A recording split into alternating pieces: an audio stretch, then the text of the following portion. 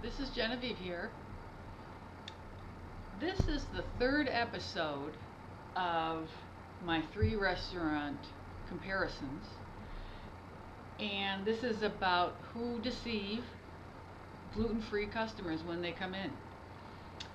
I'm writing this for all American veterans and anybody else who's gluten-free. It seems to be that the restaurants offer the gluten-free menu, but they really don't want me to come back. And this is, of course, my experiences. And this is what I suffer through every single time I go to one of these restaurants, really unknowingly. The restaurant that I'm talking about is about 25 miles away, and it's a fish restaurant. It says it has a gluten-free menu, but it's so confusing. It's a bookbinder that lists all of the restaurant items and all the allergens that they cover. So it's up to me to go through the book and find the gluten-free items. So in this case, what I did was I opted for nachos because I thought, what could they do to corn chips? And it was listed in the gluten-free column. So I thought this will be fine.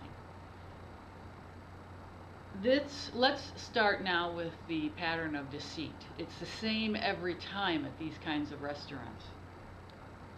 I called from the car because we were in a shopping district. I called from the car to find out, do they have a gluten-free menu? And they said they did. I also asked, did the staff, are they okay with talking to gluten-free customers at the table? And they said they would be very pleased to have us both for lunch, my husband and I. So we both went.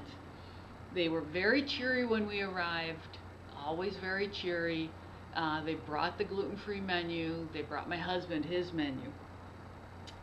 And they answered our questions, of course, and took my order, which was the nachos. My husband ordered something else off the regular menu. Then we wait. And we wait a very long time, to the point where, yet again, I'm very hungry and my husband is very hungry, so I have to ask, where is our order? Miraculously, they come out exclaiming that it's just coming up. It's just coming up. What luck. And I thought, okay, just bring it out because I've got to eat something. That's why I'm there at the restaurant. Well, the waiter comes back to the table and says, unfortunately, they cooked the corn chips in an oil that they cook all the other breaded items. And do I want the nachos? So I said, oh, it was a mistake. I shouldn't have said yes. And I did. And we were hired. I was tired. We were 25 miles away from home. So anyway, I took the nachos. I ended up having a semi-severe reaction to the chips. And I solved it with a gluten digestive enzyme. That night I took at least 6. And finally everything calmed down and I went to sleep. But that was a mistake. I should never have agreed. They were coming out to tell me that they purposely put those chips in an oil with breaded items, which is wheat flour.